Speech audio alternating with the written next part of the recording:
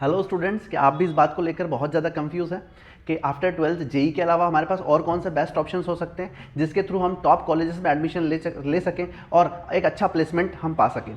तो ये वीडियो आप ही लोगों के लिए है। मैं आपको इसमें टॉप इंजीनियरिंग एंट्रेंस एग्जाम के बारे में बताऊंगा जो जेई के साथ पैरेलली आपको अपने ऑप्शन में ज़रूर रखना है। तो फर्स्ट हमारे पास जो ऑप्शन होगा, ऑलरेडी जेई मेन और जेई एडवांस के बारे में आप सब लोग जानते हैं। जेई मेन फर्स्ट के रजिस्ट्रेशन हो चुके हैं। उसके अलावा हमारे पास ऑप्शन होता है आईएसआई। आईएसआई जो एग्ज़ाम है उसमें सिर्फ मैथमेटिक्स की पढ़ाई की जाती है, इसी में इंजीनियरिंग करवाई जाती है और ये भी गवर्नमेंट इंस्टीट्यूट है। आप इसका एग्जाम पैरेलली साथ में रख सकते हैं। आइजर का रख सकते हैं। अगर किसी को बीएस एमएस कोर्सेज करना हो, रिसर्च वाली फील्ड में जाना हो तो आइजर कॉलेजेस को अपने ऑप्शन में ले सकता है। फिर नेक्स्ट हमारे पास आता है सीयूईटी। जितनी भी सेंट्रल यूनिवर्सिटीज़ है उनमें अगर आपको एडमिशन लेना है बीएस और एमएस कोर्सेज के लिए तो आप सीयूटी के एग्जाम फाइट कर सकते हैं और वहाँ पर एडमिशन ले सकते हैं। कुछ कॉलेजेस सीयूटी के थ्रू बीटेक में भी एडमिशन देते हैं तो सीयूटी वहाँ भी काम आएगा। वेस्ट बंगाल जेई, अगर आपको वेस्ट बंगाल के जितने भी कॉलेजेस है प्राइवेट और गवर्नमेंट उनमें एडमिशन लेना है तो अलग से एक WB जेई एग्जाम होता है, उसके थ्रू आप वहाँ पर भी एडमिशन ले सकते हैं। फिर आपके पास नेक्स्ट आता है MST CET।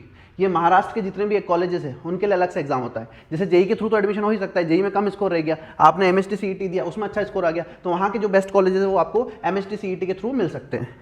नेक्स्ट आता है हमारे पास UGE। ये one of the toughest exam में आता है। ये IIIT हैदराबाद में एडमिशन के लिए सेपरेट एग्जाम होता है। बिटसेट टॉप प्राइवेट इंस्टीट्यूट में आता है। पूरे ऑल इंडिया में 5th नंबर की पोजीशन पर बिट्स पे लानी है हमारे पास। तो अगर आपको बिट्स के किसी भी कॉलेज में एडमिशन देना है तो बिटसेट का एग्जाम आपको फाइट करना रहेगा। मैंने हर कॉलेजेस के हर एग्जाम के आगे ये डेट मेंशन की हुई है, आप इस डेट को ध्यान रखेंगे। जितने भी रजिस्ट्रेशन होंगे इन डेट के बीच में स्टार्ट होंगे और हर एक कॉलेज का रजिस्ट्रेशन अप्रॉक्सीमेट 40 to 45 डेज तक ओपन रहेगा। तो आप ये बात ध्यान रखें, आप थोड़ा सा चेक करते रहें, जैसे ही डेट आती है आप उसका रजिस्ट्रेशन करें। फिर आता है VIT वेल्लोर का जो इंस्टीट्यूट है वो टॉप इंस्टीट्यूट में आता है। अगर आप वहाँ पर एडमिशन लेना चाहते हैं तो आपको VIT EEE एग्जाम देना पड़ेगा।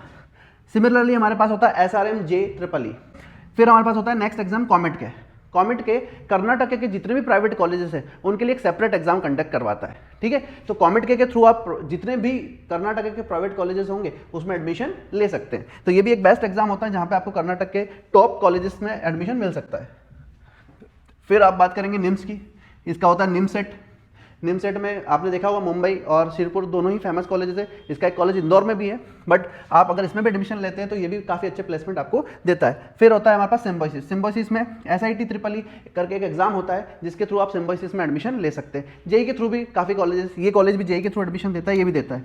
बट हम बात करें इन केस अगर आपका जेई का एग्जाम अच्छा नहीं जाता है तो आपके पास इतने सारे पैरेलल ऑप्शन है कि आप टॉप इंस्टीट्यूट ले सकते हैं और बहुत अच्छा प्लेसमेंट ले सकते हैं। यहाँ से मेरे कई स्टूडेंट हैं जो पास आउट हुए हैं, काफ़ी सारे NIT IIT में भी गए, पर जो नहीं जा पाया उनके पास इस तरह के पैरेलल ऑप्शंस थे और वो आज कहीं अच्छा पैकेज लेकर बहुत अच्छी जॉब कर रहे हैं। Okay, good luck, take care, bye bye.